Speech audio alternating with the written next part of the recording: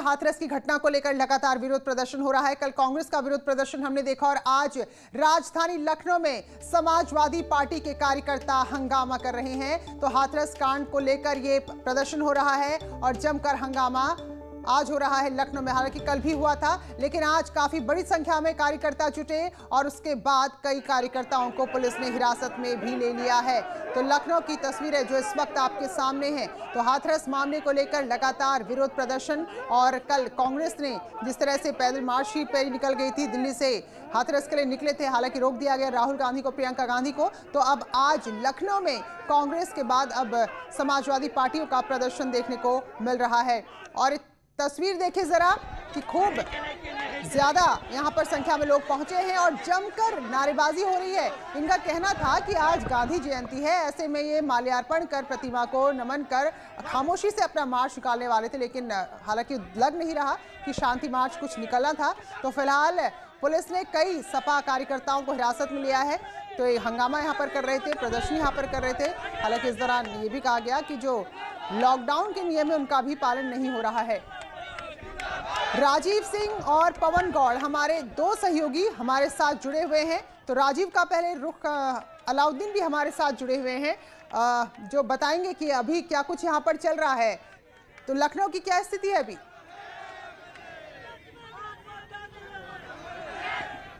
देखिए, लखनऊ में जो विधायक थे, लाइव तस्वीरें मैं दिखा रहा हूं आपको, ये लोग धरने पर बैठ गए हैं। सिंबॉलिक तौर से एक बस बुलाई गई थी जिला प्रशासन की तरफ से, पुलिस प्रशासन की तरफ से, इन तमाम लोगों को ले जाने की यहाँ पर पूरा प्लान था। लेकिन फिलहाल तमाम विधायक यहाँ पर धरने पर बैठे हैं। आप साफ तौर से विजुअल देखें, तमाम आपको विधायक दिख रहे हैं। राम गोविंद चौधरी मेरे साथ हैं, जो कि नेता अपोजिशन है, उनसे बात कर लेते हैं। सर, आप लोगों को धरने पर बैठने की क्या जरूरत पड़ गई, हालांकि हजरतगंज आपको जाना था? अब हमको प्रशासन, पुलिस के लोग नहीं जाने दे रहे हैं। ये इतिहास का पहला दिन है आज़ाद हिंदुस्तान का कि गांधी जयंती के दिन गांधी जी को माला पहनाने से सरकार और सरकार की पुलिस रोक रही है। ये पहला आज़ादी के बाद पहला ये दिन है पूरे हिंदुस्तान में, दुनिया में कहीं ऐसा नहीं होगा। आगे अगर जाने नहीं दिया गया तो क्या आप गिरफ्तारी आप लोग देंगे, क्योंकि बस भी लगी हुई है, प्रशासन का मूड तो नजर नहीं आ रहा? गिरफ्तार करें, बस जो करें, हम तो कहेंगे हमको गिरफ्तार कर लीजिए।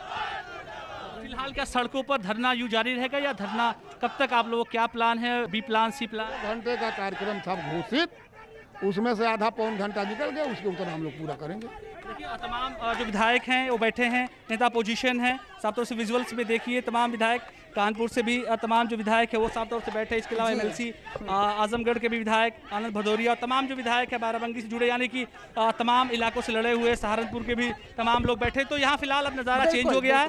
फिलहाल इन लोगों ने कहा है कि आधे घंटे का समय बीत गया है। अगर जी बिल्कुल बिल्कुल बिल्कुल, अलाउद्दीन तो इनका कहना है कि ये केवल माल्यार्पण करने जा रहे थे, लेकिन ये सब जान रहे हैं कि हंगामा यहाँ पर जो हो रहा है, तो और इसी तरह का कुछ यहाँ पर योजना नहीं होगी, क्योंकि कांग्रेस भी जब सक्रिय हो गई है तो समाजवादी पार्टी को भी मैदान में उतरना ही पड़ेगा। हाथरस का हम रुख करेंगे, हमारे सहयोगी पवन गौड़ और हमारे स्थानीय रिपोर्टर सुमित भी हमारे साथ जुड़े हुए हैं। तो क्या स्थिति हाथरस की है, क्योंकि हाथरस की जो घटना है उसको लेकर पूरे राज्य में बवाल इस वक्त है?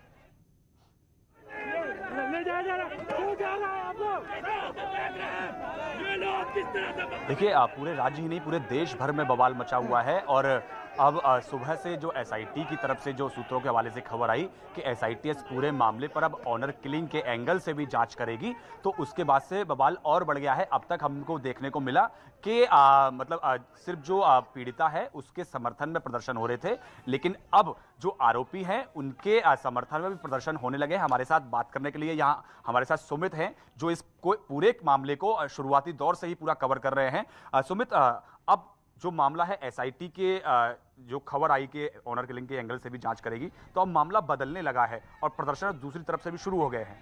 देखिए, जैसे कि शासन ने एसआईटी को इसमें निष्पक्ष जांच करने के लिए नियुक्त किया, तो लगातार इसमें मांग चल रही थी कि लोकल पुलिस पे इस पर विश्वास नहीं था, इसको लेकर एसआईटी का गठन किया गया था। एसआईटी जैसे ही पीड़ित परिवार से बात करने पहुंची थी, उसका एसआईटी का काम था कि पुलिस की जो कार्यप्रणाली रही है इसमें पूरी जांच करनी है।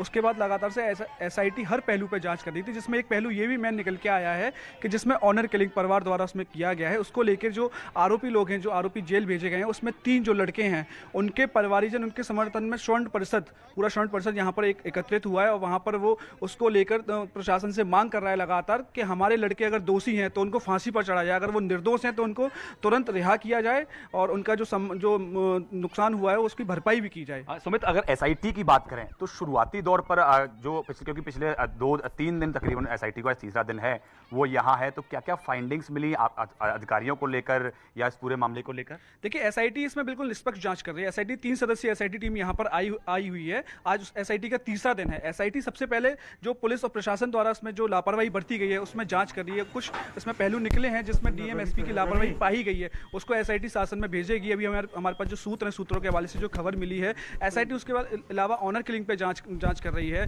उसके अलावा जो चारों आरोपियों को जेल भेजा गया उस पर जांच कर रही है। एफएसएल की रिपोर्ट पर जांच कर रही है। डिस्ट्रिक्ट हॉस्पिटल जो बागला में जो सबसे पहले लड़की पीड़िता को भेजा गया था वहाँ पे उपचार के लिए, वहाँ के डॉक्टर से भी एसआईटी जांच कर चुकी है, उसकी बात कर चुकी है। उसके बाद जो भी तत्व आए उन्होंने अभी नोट किया। सूत्रों के हवाले से जो खबरें मिल रही हैं सबसे पहले हम न्यूज़ 18 को बता रहे हैं। तो आप देख सकते हैं कि जिस तरह से एसआईटी लगातार जांच कर रही है, क्योंकि सरकार की मंशा बिल्कुल साफ है कि इस मामले में जो पूरा मामला है उस पर जांच वो है बिल्कुल निष्पक्ष तरीके से आगे बढ़े, क्योंकि शुरुआती दौर से ही अधिकारियों की लापरवाही। लेकिन इस पूरे बहुत ही जघन्य जो मामला हुआ है, अपराध हुआ है, इसको भी जातिगत रूप देने की कोशिश हो रही है। तो जो आरोपी पक्ष के लोग हैं, जो आरोपी उनके परिजन हैं, वो कह रहे हैं कि भाई ये हॉरर किलिंग थी और एक तरह से इसको जातिगत बनाया जा रहा है इस बहुत ही संगीन मामले को। तो फिलहाल एसआईटी की जांच आगे बढ़ रही है। और पवन, ये भी जानना चाहेंगे, नियमों में कुछ ढील है यहाँ पर, क्योंकि कल तो सीमाएं सील थी, धारा 144 थी, तो वो सब यथावत लागू हैं चीजें?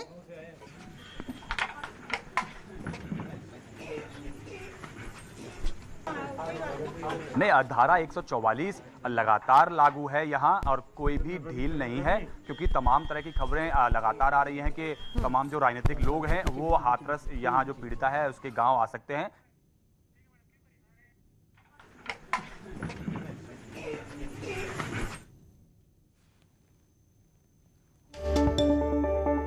और बड़ी खबर, हाथरस की घटना का अदालत ने स्वतः संज्ञान लिया है। लखनऊ हाईकोर्ट ने, यहाँ पर इलाहाबाद हाईकोर्ट की लखनऊ खंडपीठ ने इसका संज्ञान लिया है और एसीएस होम, डीजीपी, एडीजी से इस पूरे मामले पर जवाब मांगा गया है और साथ ही जो जिले के डीएम हैं, एसपी हैं, उनसे भी इस मामले में जवाब मांगा है और वक्त दिया गया है 12 अक्टूबर तक का। तो इस महीने की 12 तारीख तक इन लोगों को हाथरस की घटना पर अपना जवाब दाखिल करना होगा।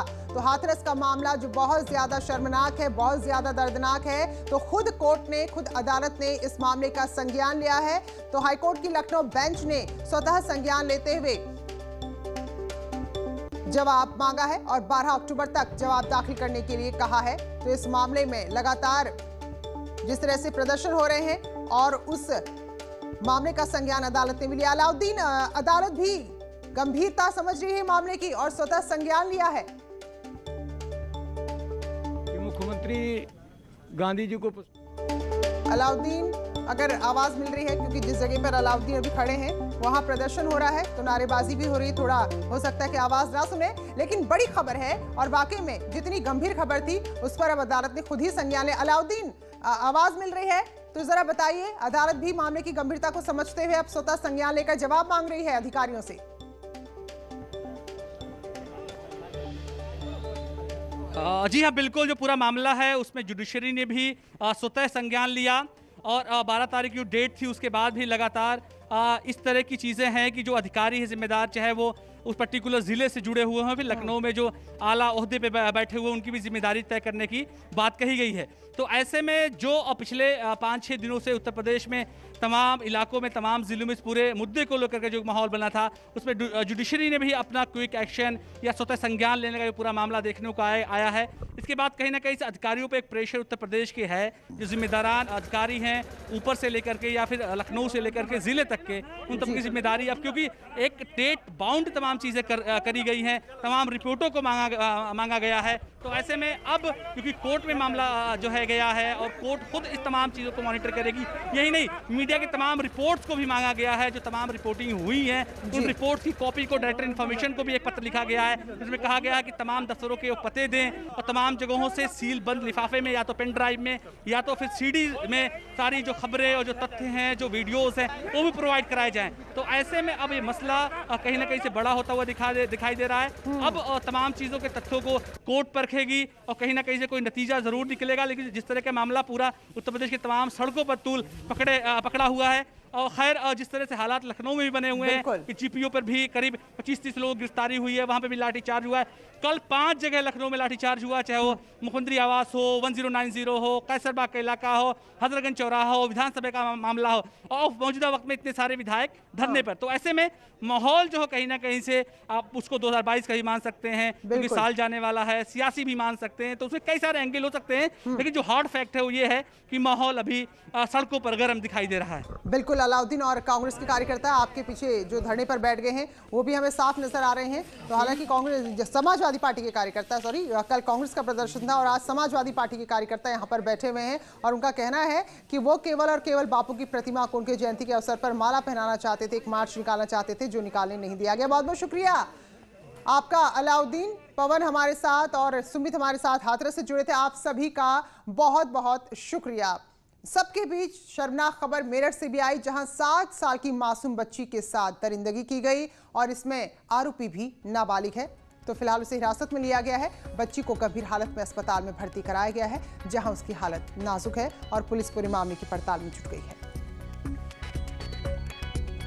तो मेरठ से जहां बड़ी मिली कि दुष्कर्म विषयक किसी नाबालिग बच्ची के साथ दुष्कर्म हुआ है, तो इस सूचना पर मौके पर थाना लिसाड़ी गेट की पुलिस पहुंची।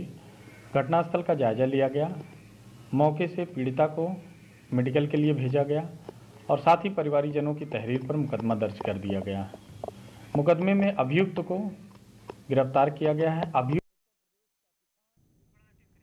तो इसमें जो आरोपी है वो भी नाबालिग है, तो उसे हिरासत में लिया गया है और आगे कार्रवाई यहाँ पर की जाएगी। लेकिन बहुत ही शर्मनाक घटना, और 7 साल की मासूम बच्ची थी जिसके साथ ये हरकत हुई है और हालत उसकी नाजुक बनी हुई है। हमारे सहयोगी निखिल इस वक्त फोन लाइन पर जुड़े हैं। तो निखिल, बड़ी रोंगटे खड़े करने वाली घटना है, तो जरा बताइए जो बच्ची है उसकी स्थिति क्या है और कार्रवाई कहां तक पहुंची है?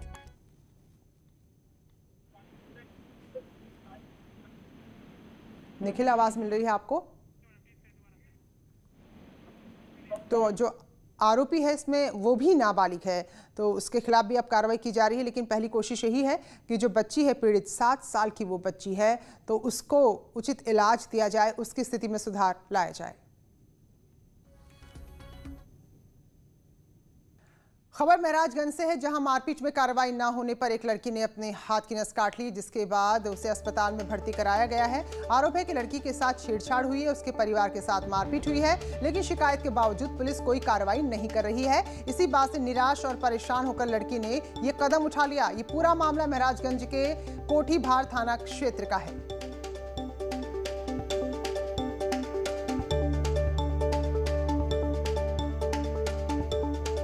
आए थे एक्सरे कराने के लिए, ठीक है ना सर। 29 तारीख को घटना हुई थी। हमको कागज़ थाने से नहीं दिया जा रहा था, बार बार परेशान किया जा रहा था, ठीक है ना। तो आज हमको कागज़ दिया, यहाँ आए एक्सरे करा के फिर गए हैं घर पे, ठीक है ना। तब तक अभी अपराधी गिरफ्तार नहीं हुआ, इसके छेड़खानी जो किया, ठीक है ना। उसके बाद इसके पिताजी को मारने के लिए धमकी दिया जा रहा था। अभी सुनी हमारा तो हाथ तोड़ दिया गया है, हमारे पिताजी का पैर तोड़ दिया गया। अपराधी खुलेआम घूम रहा है। उसके बाद तब तक इसको ये लगा कि न्याय तो हमें मिल नहीं रहा है। हमारे चाचा को हाथ तोड़ दिया गया, बाबा को पैर तोड़ दिया, हमारे पापा को मारने वाले हैं, फिर इनको भी मारने वाले। इसी के संकोच के कारण हमें न्याय नहीं मिले, इसी के कारण वो अपना हमें कानून पे भरोसा नहीं है। तो ये वो बातें हैं जो परिजन कह रहे हैं, और सीधे सीधे सवाल पुलिस की व्यवस्था पर कि कानून पर भरोसा नहीं था, इसलिए इस लड़की ने इतना बड़ा कदम उठा लिया। क्योंकि पुलिस पर आरोप है कि वो शिकायत के बावजूद कार्रवाई नहीं कर रही है, जबकि आरोपी पक्ष जो है वो लगातार इस लड़की से छेड़छाड़ कर रहा था, पूरे परिवार को जान से मारने की धमकी दे रहा था, लगातार मारपीट हो रही थी। तो केवल इस लड़की की ही नहीं बल्कि बाकी परिवार वालों को भी यहाँ काफी ज्यादा परेशान किया गया। लेकिन इसके बावजूद आरोप है कि कोठी भार थाना क्षेत्र की पुलिस ने कोई कार्रवाई नहीं की।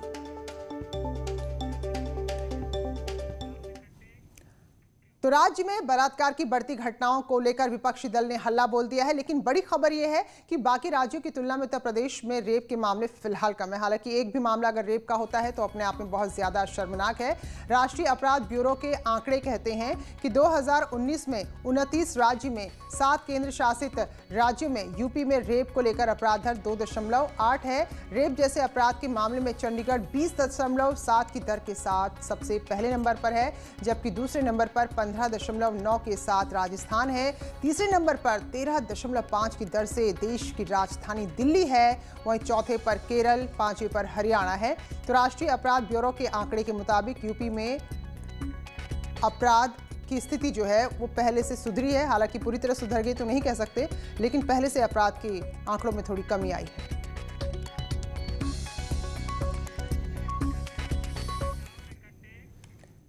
ग्रेटर नोएडा के बादलपुर कोतवाली क्षेत्र के जीटी रोड पर लूट की कोशिश का एक मामला सामने आया है और बदमाश जब लूट में कामयाब नहीं हुए तो उन्होंने दुकानदार को गोली मारी और मौके से फरार हो गए।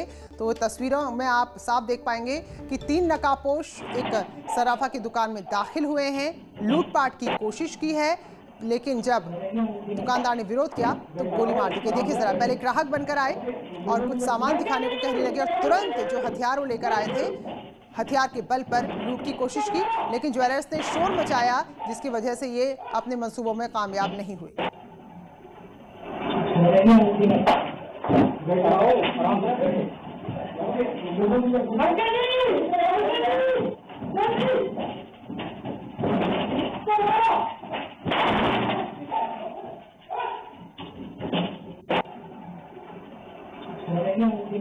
थाना बादलपुर में आज एक घटना छपरवा क्षेत्र में हुई है, जिसमें धारा 307 के कभी पंजीकृत किया गया है, जो तहरीरवादी के द्वारा दी गई है। उसमें 3 अज्ञात हमलावरों के द्वारा जो है दुकान में घुस के उनके ऊपर फायर किया गया, जिसमें उनके हाथ में गोली लगी। उनको तत्काल अस्पताल ले जाया गया है, जहाँ वो खतरे से बाहर बताए गए हैं और कोई सामान जो है वो दुकान से नहीं गया है।